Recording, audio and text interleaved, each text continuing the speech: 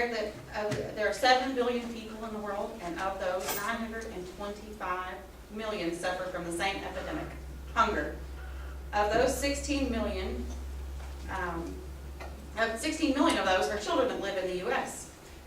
Today, I would like to share with you donations given by the U.S. to foreign countries to help citizens, the local effects on hunger here in the U.S. and in Angelina County, and how you can help battle with this epidemic.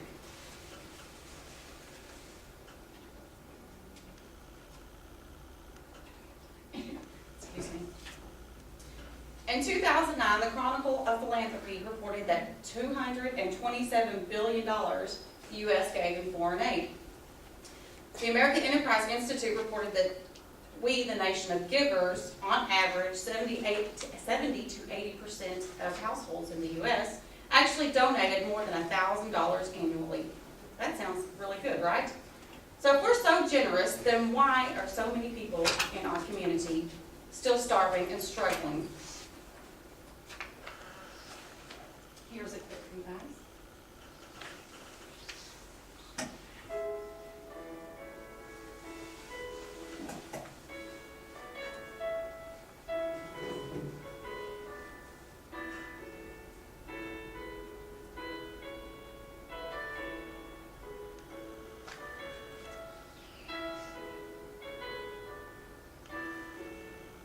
Little hands, that was one person holding the sign.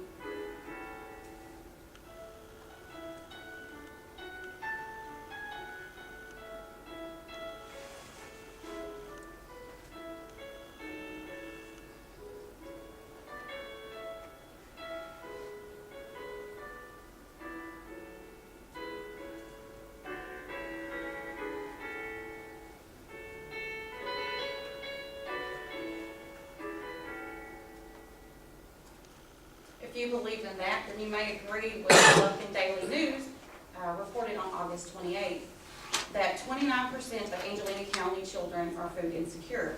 That totals to 6,490 children. Food insecurity is the uncertain availability or ability to acquire food. In layman terms, they don't know where their next meal is coming from, and at what time that may arrive, or where or who is bringing it. For some fortunate children in East Texas, they may benefit from the East Texas Food Bank. Carolyn Davis of the East Texas Food Bank said that they have fed 183,000 people this year, and 44% of those are children. She stated that this was a 90% increase from 4 years ago, due to the Great Recession, what we call the Great Recession, which started in December of 2007. The backpack program, which you see here, is a unique program where they send students home with a backpack on a Friday afternoon filled with things that are easy to make. They don't have to cook, they can open it. It's nutritious, so they can bring them back on Monday, and the following Friday they can take these home once again. But even with programs like these and governmental assistance, many families still suffer in silence, and this is where I urge you to help. 8 years ago, these are my children. I give them a Christmas party for the past 8 years. I have their friends and family come, and I prepare sweets and treats, and they go home all sugared up. 3 years ago, these sweet little kids approached me and said, "We want to help." The babies didn't, of course, but the bigger ones did, and they wanted to do something for other children. And I was like, "Well, that's a great idea. What would you like to do?"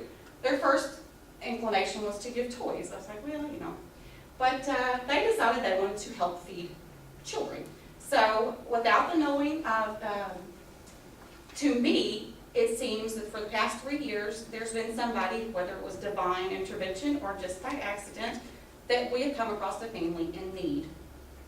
So without knowing to the family, we actually have our friends that come to our party, donate canned goods, non-perishable stuff, even money, and we can give this to these families.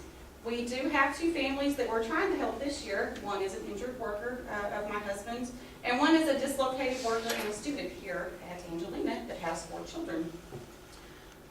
This is our Christmas party invitation. You will find boxes at my house just like this. You guys are welcome to come as well. We would love to have you. I implore you to help us by donating to these families. Mother Teresa said in her Nobel Peace Prize speech that people who maybe have nothing to eat, maybe have not a home where to live, they are good people. Today I've given you the information and tools on how to help our country, the generous donations that our country makes, how we're affected by hunger locally. You may experience this, and I'll be glad to help if you are, and how you can help. So please help.